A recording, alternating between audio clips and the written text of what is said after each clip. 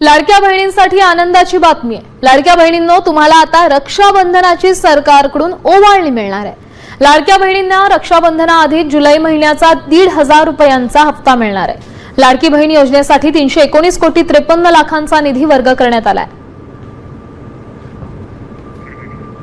लाडक्या बहिणींना रक्षाबंधनापूर्वीच त्यांचा हप्ता दिला जाईल, त्यामुळे त्यांच्यासाठी आनंदाची बातमी म्हणावी लागेल।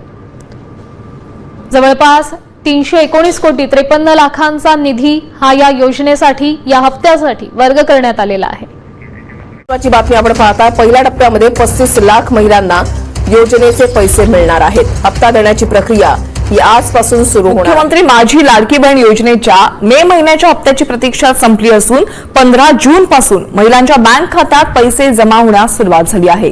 राज्यात सखोल छाननीनंतर एकूण 2.5 कोटी अर्जांपैकी 1,77,00,000 महिला पात्र ठरल्यात, तर बँक लिंकिंग, उत्पन्न मर्यादा आणि तांत्रिक त्रुटींमुळे तब्बल 70 लाख महिलांचे अर्ज अपात्र ठरवण्यात आले।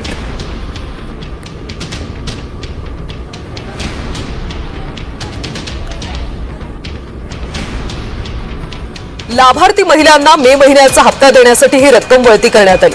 राज्य शासनाने या संदर्भात शासन निर्णय जारी केला।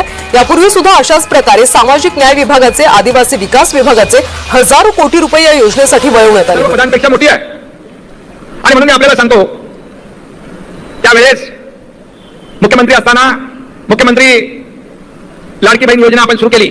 आम्ही देखील गरिबी पाहिली आहे, आमच्या आईची, पत्नीची काटकसर पाहिली आहे आणि त्यावेळेची परिस्थिती देखील पाहिली आणि म्हणून मुख्यमंत्री झाल्यानंतर मुख्यमंत्री माझी लाडकी बहीण योजना आपण सुरू केली। त्याचा उदय आणि जन्म त्यावेळेस झाला। आणि आपल्याला सांगू इच्छितो, कोणी माईका लावला तरी लाडकी बहीण योजना कधीही बंद होणार नाही। काही केवायसी वगैरे होईल त्याच्यामध्ये, पण पात्र लाडकी बहीण कधी वंचित राहणार नाही, हा शब्द आहे। बहीण योजनेच्या रकमेमध्ये वाढ होण्याची शक्यता आहे। लाडकी बहीण योजनेची रक्कम महागाईनुसार वाढवा, पंतप्रधान आर्थिक सल्लागार समितीने ही शिफारस केलेली आहे। योजनेचं मूल्यमापन करून बदल करण्याच्या सूचना सुद्धा करण्यात आलेल्या आहेत। वाढती महागाई आणि बदलत्या कौटुंबिक गरजांनुसार थेट बँक खात्यात जमा होणारी सध्याची 1500 रुपयांची रक्कम पुरेशी आहे की नाही हे तपासण्यासाठी या योजनेचं मूल्यमापन करावं आणि त्यामध्ये बदल केले जावेत असा सूर या समितीच्या ताज्या चर्चासत्रातून उमटलेला आहे। जसजशी महागाई वाढते तसतशी या रकमेत सुद्धा वाढ केली जावी अशा सूचना त्यांनी प्रत्येक राज्यांना केलेल्या आहेत।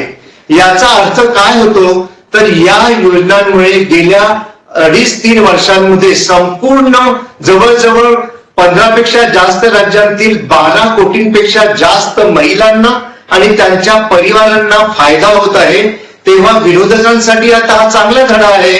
विरोधकांनी आता यापुढे अशा योजनांची बदनामी ही थांबवली पाहिजे आणि सरकारच्या या योजनांना पाठिंबा दिला पाहिजे, त्यांचं समर्थन केलं पाहिजे। खोट्या अफवेंनी बदनाम सरकारला जे काही करायचं कित्येक वर्ष सुरू होतं ते आता थांबवलं पाहिजे। लाडक्या बहिणींसाठी आनंदाची बातमी आहे। पुढील 2 आठवड्यामध्ये हप्ता मिळण्याचा अंदाज आहे। ई-केवायसी प्रक्रियेमुळे हे हप्ते रखडले होते। ई-केवायसी केली नाही त्या महिला अपात्र होणार आहेत। लाडकीचा मार्च-एप्रिलचा हप्ता थकीत आहे। ई-केवायसी करण्यासाठी 30 एप्रिलची अंतिम मुदत ठेवण्यात आली होती, त्यामुळे ज्यांनी ई-केवायसी केली नाही त्या महिला अपात्र होणार आहेत।